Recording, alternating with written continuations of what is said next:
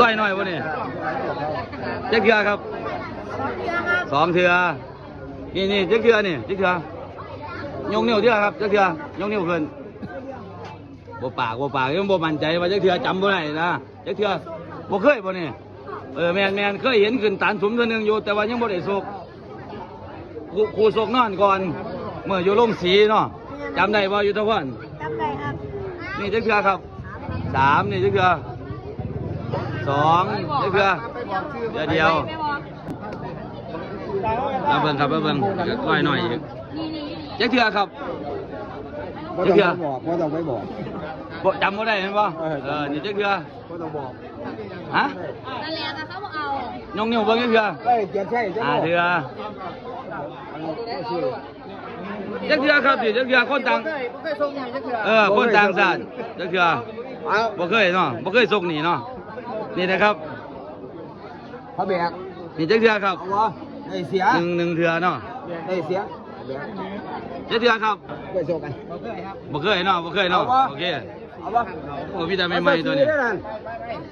จะใหม่ๆมีแต่ใหม่ๆ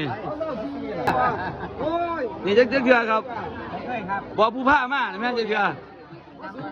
จำบ่ได้บ่มีรายการอยู่บ่ครับเนี่ยบ่ทันมีบ่โอ้ดิใหม่เอาได้กันแล้วตัวนี้โอ้นี่บ้านยังครับเนี่ยฮะให้ยองนี่บ้านยังครับเนี่ยโอ้สาวสักกำโพครับของพ่อบ่เนี่ยให้ยองโคกกลางครับเขาเอิ้นโคกกลางครับจะเอิ้นง่ายครับเพราะว่าให้ยอง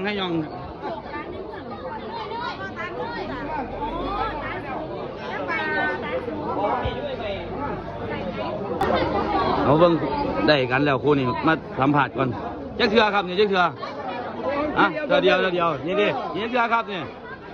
ฮะบ่เคยบ่ฮะ7-8 เถื่อโอเคโอ้บางทีมันก็โชคหลายถือว่าบอกหลายซื่ออันนี้ท่านนี้อาจจะโชคหลายกว่าก็ได้แต่ว่าบอกหน่อยไปก่อนโชคทีเดียวดิบอกครับพ่อโชคทีเดียวไอ้พ่อหัวอีกเลยได้ครูแล้ววะนี่ได้แล้วได้ใส่ครูอยู่ทั้งไหนครูพาไปเบิ่งเนี่ยพาไปเบิ่งครูเนี่ยมวยเล็กแล้วล่ะครับไปเบิ่งกันตั้งหน่อยเป็นมวยน้อย35 ถึง 70ครับรวดเดียวรวดแต่ย่าไปเบิ่ง35 ถึง 70ครับมายืนเลยครับเป็นแถวเลยครับ35 ถึง 70ใส่ครู70ครับอ๋อนี่บ่ครูพอเดียวจบรวดต้องมาเสียเวลาบ้านยังครับเนี่ย35 ถึง 70ครับบ้านนักกล้วยบ่อ๋อโซกับนี่บ่โซกับไอ้น้องพ่อยบ่แม่นครับโอเคบอกว่าพามาเบิ่งครูเนี่ยเป็นประกาศยางวะนี่สิเบิ่งซื่อได้แล้วบ่ครูได้แล้วบ่แล้วครูนี่บ่เบิ่งได้กันบ่จักเทื่อนี่เทื่อเดียวนี่จักเทื่อเทื่อ2 เทื่อคือกันอะไรเรียกเอายืนเบิ่งยืนใกล้ๆกันเอามวยหน่อยออกไปมวยหน่อยมักอยู่บ่มักบ่นี่ดิมักบ่มาเร็วถอดเสื้อเร็วแล้วนี่ใส่หัวอยู่บ่เป็นหยังเดี๋ยวบ่มักเข้าเบิ่งผู้ใหม่ได้รู้จักพี่เขาไหมนี่ชื่ออะไรพูดพร้อมกันเขาชื่ออะไรเขาเป็นอะไรเป็นแชมป์เหรอผู้ใดมาไม่ไปสั่งกันด้วยครับพูดว่ามันเป็นเหตุหน่อยไม่อีดีบ่อีดีเบิ่งเดี๋ยวเบิ่งมันหนาวมันหน่อยดิของแท้บ่อีดีไม่บ่ครับอันนี้โชคกระเนื่องของไอ้ตาโตนี่เอาโชคกระเนื่อง2ครับนี่บ่มันน้ำหนักมันได้กันซะบ่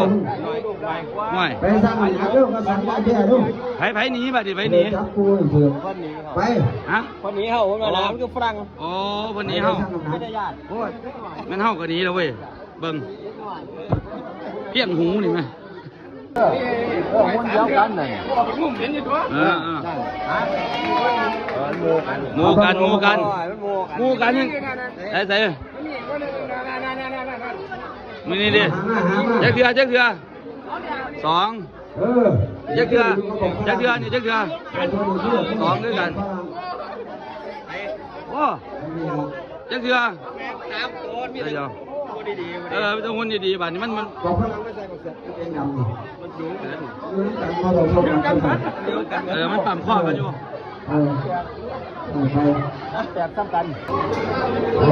สร้างกระบอกสร้างน้ำหนักกระบอกนี่จักเถื่อจักเถื่อจักเถื่อเศร้าจักเถื่อ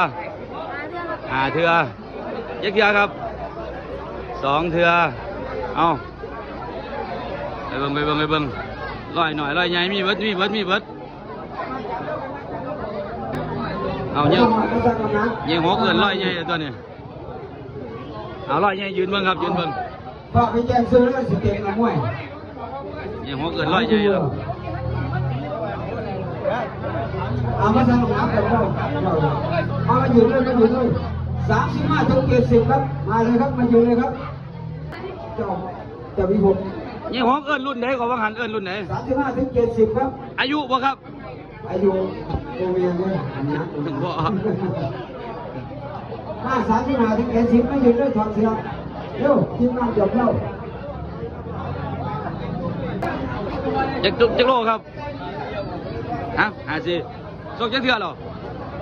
บ่เคยเลยบ่เบิ่งยืนนี่นะครับยืนใกล้ๆหมู่นะเบิ่งหุ่นนี่จักเทื่อล่ะครับสองเทื่อถอดเสื้อนะครับถอดเสื้อเนี่ยสองเทื่อนี่จักเทื่อบ่เคยจักเทื่อสองข้างหลังเนี่ยเบิ่งใครอีกจักเทื่อสองสามเทื่อ